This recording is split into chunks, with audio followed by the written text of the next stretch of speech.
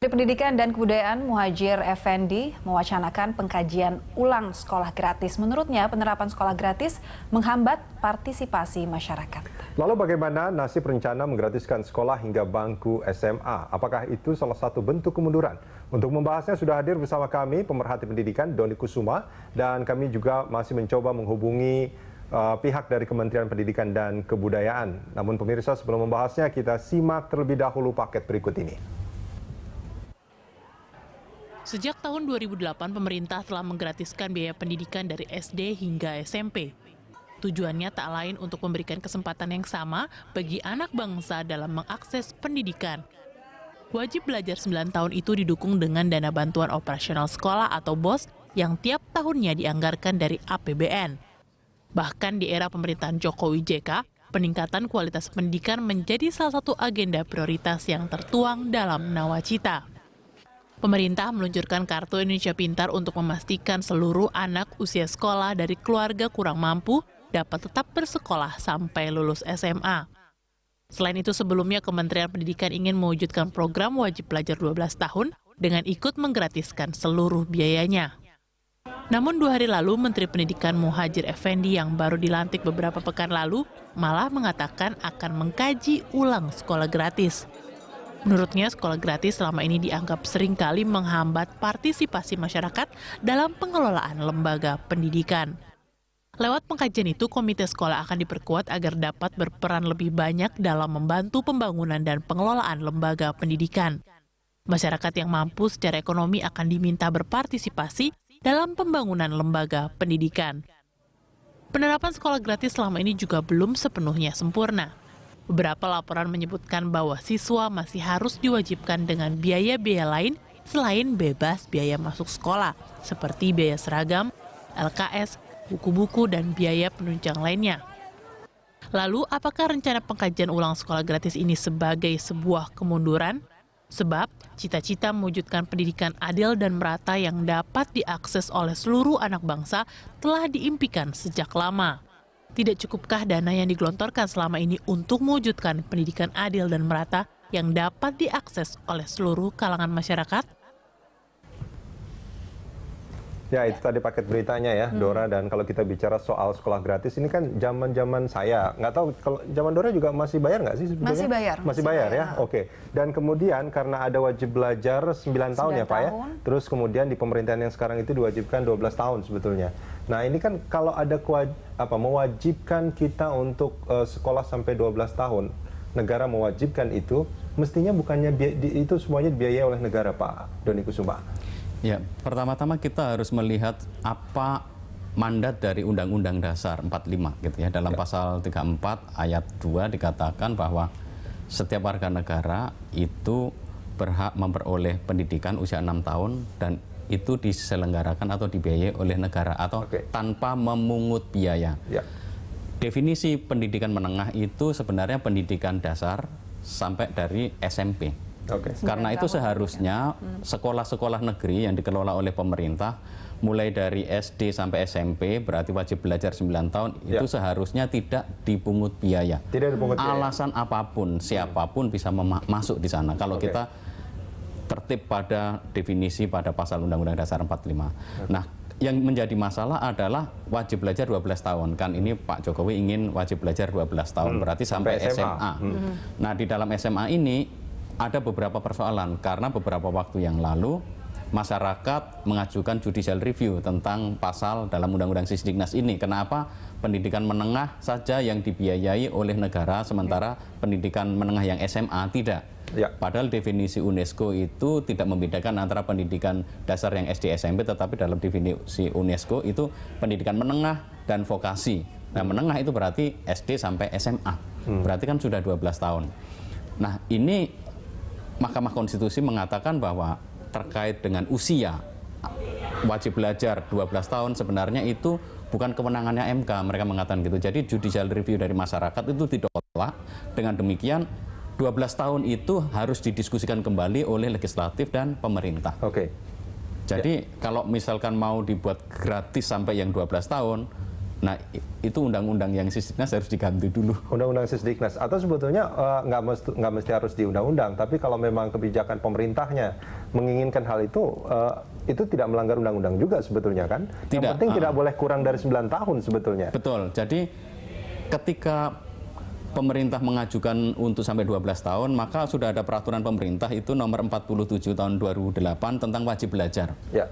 Jadi di dalam aturan itu dikatakan di peraturan pemerintah itu, pemerintah daerah bisa mengadakan program wajib belajar sampai 12 tahun. Tentu dengan pertimbangan APBD mereka, lalu perhitungan-perhitungannya seperti itu. Tetapi persoalannya adalah kami mengadakan riset tuh ada sekitar 30 daerah yang sudah punya perda wajib belajar Sampai dengan 12 sampai 12 tahun, tetapi ternyata ada yang berhasil, ada yang tidak. Itu terkendala oleh APBD atau? Pertama-tama ada yang terkendala karena uang, lalu yang kedua program wajib belajar 12 tahun itu lebih menjadi jualan politik untuk kampanye saja, tetapi pada saat ditagih tidak ada dana, kurang realistis, tetapi ada beberapa daerah yang bisa cukup berhasil untuk meningkatkan angka partisipasi murni siswa untuk masuk. Oke, nah dengan ada pernyataan akan ada pengkajian ulang atau evaluasi dari sekolah gratis ini, Pak Doni, apa yang pertama kali ada di benak Pak Doni? Dalam benak saya pertama-tama kita harus clear dulu, jelas dulu apa yang dimaksud pengkajian ulang. Apakah yang akan dikaji ulang itu adalah dana-dana yang akan ditarik dari masyarakat untuk jenjang SMA atau SMK. Kalau jenjang SMA dan SMK tentu bisa dibenarkan karena di situ tidak ada aturannya di dalam undang-undang. Sedangkan untuk yang SD wajib belajar 9 tahun itu sudah dikunci dalam undang-undang Sisdiknas. Ya. Artinya itu memang harus gratis. Harus tidak dipungut Betul-betul biaya karena gratis. tidak memungut biaya. Oke. Semestinya itu disediakan oleh negara mewadahi partisipasi seluruh istilahnya angkatan sekolah yang ada di Indonesia. Tapi dalam prakteknya Pak, untuk pendidikan 9 tahun SD SMP ini ternyata masih ada pungutan-pungutan dengan berbagai macam dalih pihak sekolah untuk meminta biaya dari orang tua siswa. Seperti itu karena memang pernyataannya. jadi tidak gratis. betul, 100% tidak gratis, gitu ya? masih ada pungutan. Kalau kita dengar keluhan masyarakat, di mana-mana ada pungutan. Mulai dari proses masuknya, bahkan di sekolah negeri itu proses masuknya sangat banyak itu pungutannya. Jutaan loh Pak. Jutaan, di Tangerang saja keponakan saya aja kena 1 juta kok. Itu untuk level SD. SD. Tetapi sekarang ini lebih turun kayaknya itu.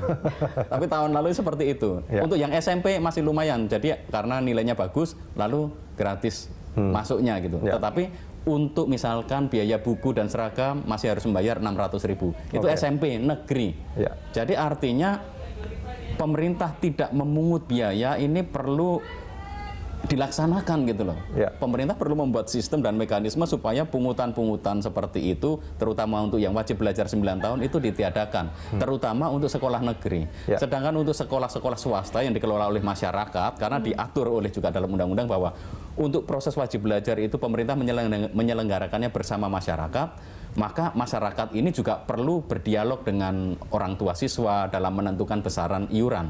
Ya. Karena kan tidak bisa semua di-cover oleh masyarakat gitu. Ya. Artinya orang tua juga ikut tanggung Ini kan jawab. sebetulnya pernyataannya cukup menarik. Ada rencana pengkajian ulang atau evaluasi ulang dari sekolah gratis ini. Karena